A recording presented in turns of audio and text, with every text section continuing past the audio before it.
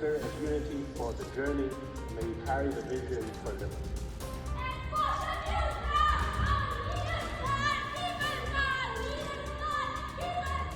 At the United Nations Climate Conference 2023 in Dubai, LicypriyaKangujam, a 12-year-old climate activist from Manipur, unexpectedly stormed the stage holding a sign that read, "End fossil fuels, save our planet and our future." Following a protest, she delivered a short speech protesting against the use of fossil fuels.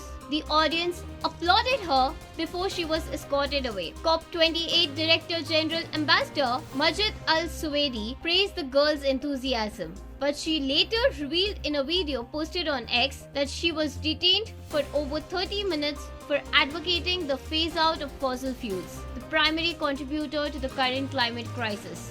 She said that she was kicked out of COP28.